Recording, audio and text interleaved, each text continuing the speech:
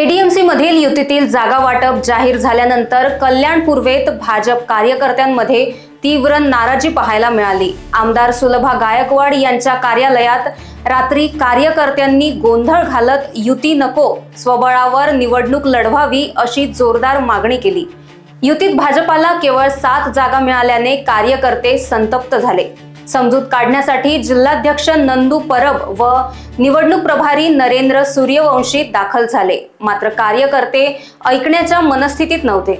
या कल्याण पूर्व विधानसभेमध्ये 80,000 मतदान हे भारतीय जनता पार्टीला झालं आणि त्यापैकी 7 जागा या नगरसेवक पदाच्या या इथे कल्याण पूर्व विभागामध्ये मिळाल्या। त्यातल्या 6 जागा महिला आणि 1 जागा पुरुष असं मिळालं। त्यामुळे इथे असंख्य कार्यकर्त्यांमध्ये असंतोष पसरला आहे। त्यांची समजूत काढण्यासाठी मी इथे आलो आहे। त्यांचं असं म्हणणं आहे की काही दिवसापूर्वी शिवसेनेचे पदाधिकारी महेश गायकवाड यांनी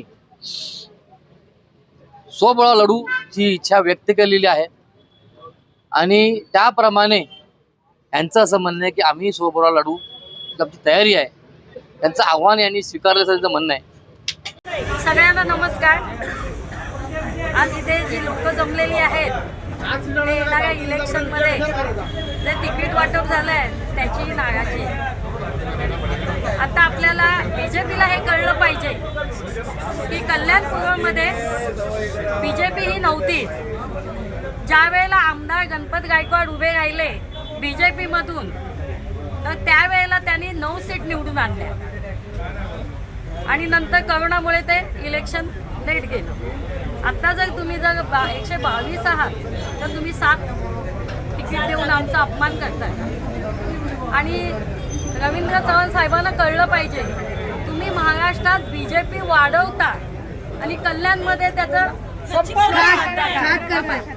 करता का हे रवींद्र दादांना कळलं पाहिजे।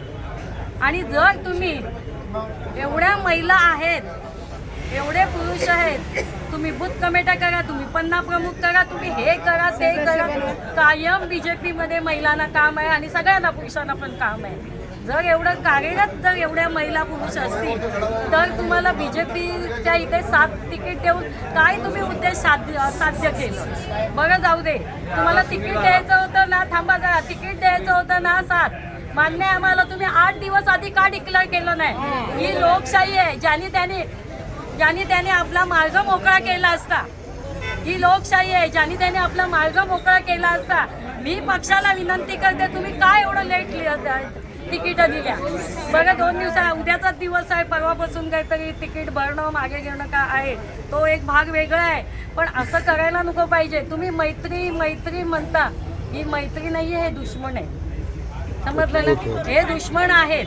ब्युरो रिपोर्ट, लोकवाहिनी मीडिया, कल्याण।